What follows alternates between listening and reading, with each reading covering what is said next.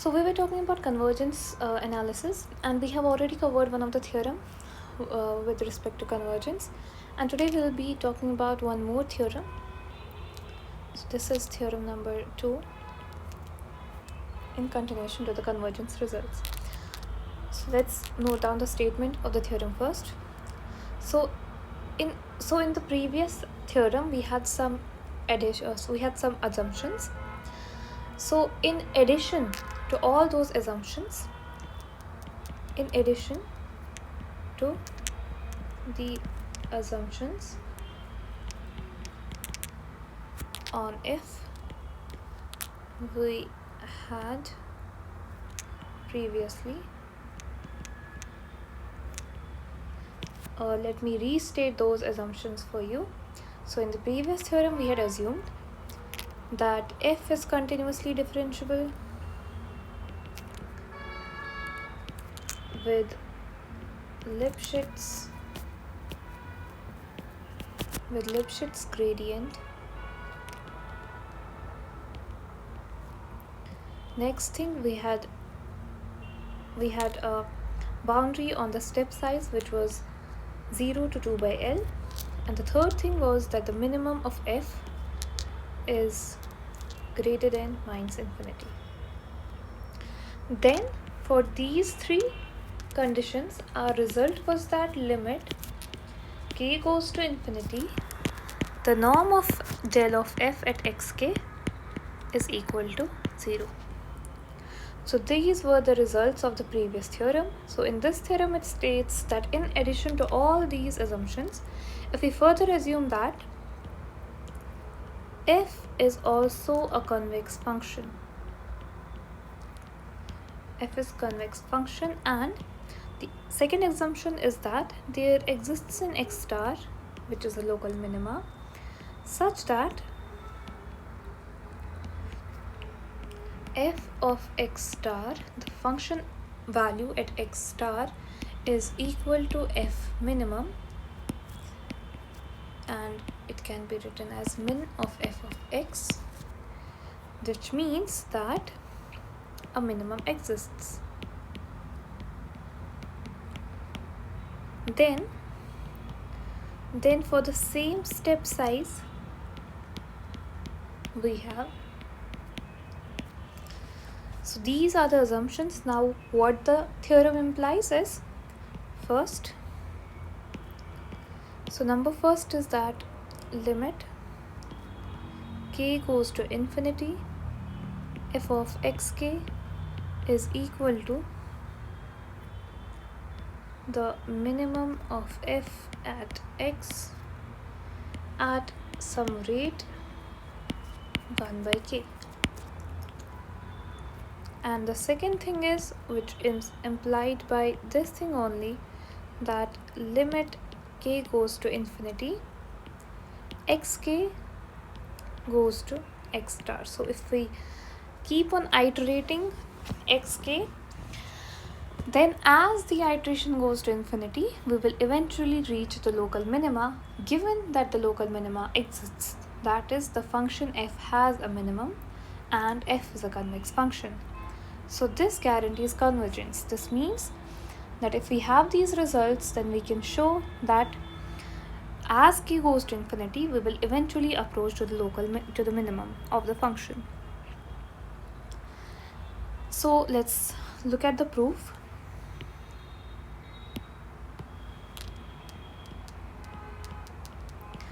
So let's begin proof by the statement that if we find the norm of xk plus 1 minus x star, what would it be? So it will be equal to, as we know that xk plus 1 is xk minus, so xk plus 1 is equal to xk minus alpha times the gradient of x. So I can say that this function is equal to xk minus alpha times del of f of xk minus x star, or this x star whole square. So I can write this as norm of xk minus x star minus alpha del of f of xk whole squared. So this will be, so you have a minus b whole squared, so you can open it up to write norm of xk minus x star squared plus alpha squared. Alpha is a scalar, so it will come out of the norm. So you have norm of del of f of xk squared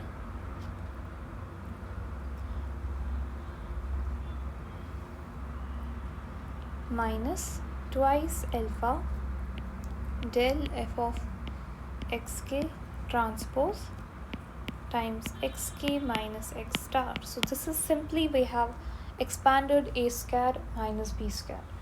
So this is a simple identity. Now what we'll do is, from our previous results we have that f of y is greater or equal to f of x. Because we have been given that the function is convex, we can use the results of the convexity of a function. So the first result is that if f is convex, then this inequality holds, that f of y is greater or equal to f of x plus del f of x transpose times y minus x. This we have, this is one of the results of a function which is convex. Second thing I can show is that I can replace y by x star and x by xk.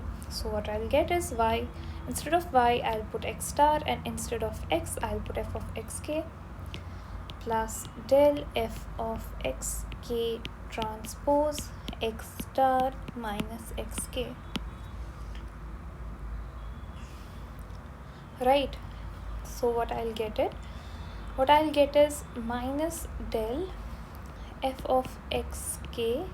So I can take this term to the left, so it will be minus del f of xk transpose xk minus x star.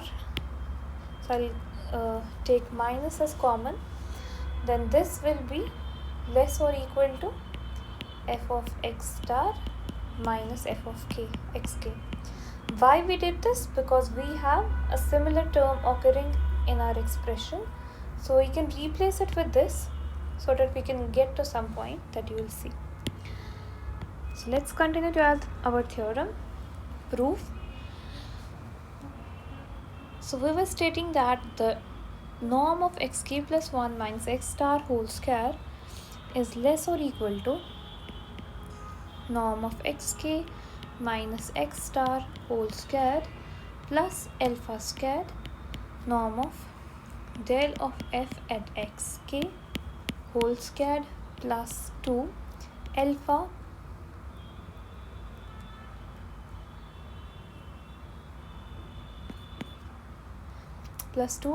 times, instead of this I will write this expression, because this is less or equal to, and here we also have less or equal to, so it won't make any change in the sign. So I'll say this is less or equal to 2 alpha times f at x star minus f at xk. So this implies that f of xk plus 1 minus x star whole squared minus, I can take this term to the left, then I'll say it was xk minus x star whole squared is less or equal to alpha squared times del f of xk whole squared plus 2 alpha times f of x star minus f at xk. So nothing, so there's nothing which is not trivial till this. Now what we will do is, we'll perform telescopic summation as we did in the previous theorems as well. So I can say I will start from k equals to 0. Then what will this be? So at k equals to 0 I'll have x1 minus x star whole squared minus x0 minus x star whole squared is less or equal to alpha squared times del f or at x0 whole squared plus 2 alpha f of x star minus f at x0. Then at k is equal to 1, I'll write x2 minus x star whole squared minus x1 minus x star whole squared is less or equal to alpha squared times the norm of del f at x1 squared plus 2 alpha f at x star minus f at x1. And if I keep going like this till k equals to n, I can write x of n plus 1. So instead of n, I can take n minus 1 to get the nth result. So I'll say xn minus x star whole square minus norm of xn minus 1 minus x star whole square is less or equal to alpha square times del f at xn minus 1 whole square plus 2 alpha f at x star minus f at xn minus 1, right? So the next thing that we will do is cancel the terms. So what will cancel? From this we can see that this term will cancel with this term. So first term and the last term will get cancelled. So eventually when we reach here, the last term will get cancelled and only this term and this term will remain on the left hand side. So we can write it as norm of xn minus x star whole squared plus the norm of x0 minus x star whole squared. Actually it's minus, not plus. Yeah. So this is less or equal to alpha squared times on the right hand side. When we add up all of these, I'll have a summation. So I can say that summation on t is equal to, as t varies from 0 to n minus 1, the norm of del at f x t whole squared plus 2 alpha summation t goes from 0 to n minus 1 f at x star minus f at xt. So now I can say that this term over here, the summation term, is less or equal to 1 divided by alpha times 1 minus alpha L by 2 times f of x0 minus f of minimum. So how this result came? This came from the previous theorem. Let's revisit there. So here we can see that we have the same thing as it's here. So we can shift this to the right. We can shift this quantity over here. Then this thing will be less or equal to this thing upon alpha times 1 minus alpha L by 2. This theorem we have done in our previous video. So if you have not seen that, please go and watch. That's the first theorem of convergence analysis. And we are using the result of that theorem to prove this theorem. So I can say that this quantity is less or equal to this thing. Now this is also less or equal to, and this is also less or equal to. So I can continue with the proof, replacing the summation with this quantity. So what I will have is, so I can write 2 alpha summation t goes from 0. So this term I will write first, 0 to n minus 1 f at xt. Let me take minus common, so I can write it the xt term first, And so if this is greater or equal to something, so now this will be less or equal to, because we have compensated with the negative sign, will be less or equal to alpha divided by. So for this term I can replace it with this, so alpha and 1 alpha will go. What I am left with is alpha upon 1 minus alpha L by 2 times f of x naught minus f min. Now what I am left with is the quantity on the left hand side, which was this. So this will be plus norm of x naught minus x star squared minus norm of xn minus x star squared. So I can write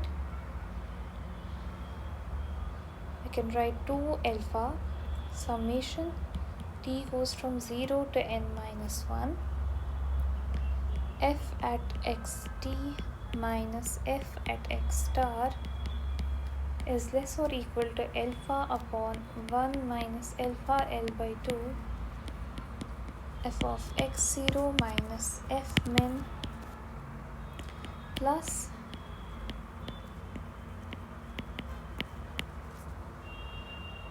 the norm of this thing, norm of x naught minus x star.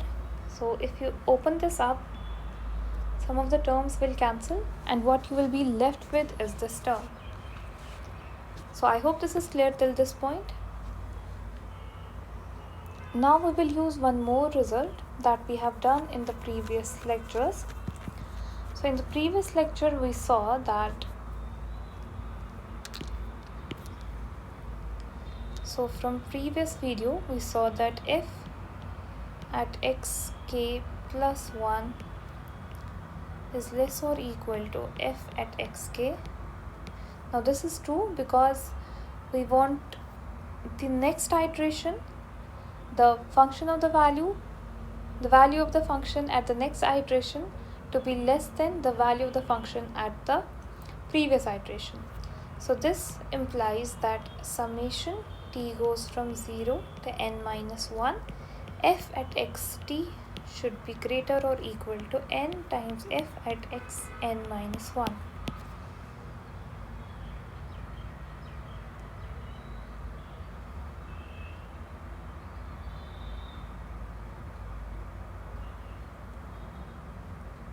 So I can use this result over here.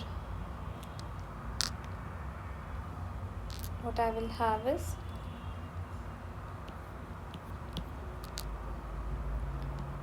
alpha n f at xn minus 1 minus f at x star is less or equal to alpha upon 1 minus alpha L by 2. Over here I will have f of x naught minus f min plus the same quantity, that's x naught minus x star. So what we did is we have replaced this quantity over here by this result. Okay, so now I'll say that f of x n minus 1, this minus f of x star is less or equal to 1 by n times 1 divided by 2 minus alpha L times f of x naught minus f min plus norm of x naught minus x star whole square.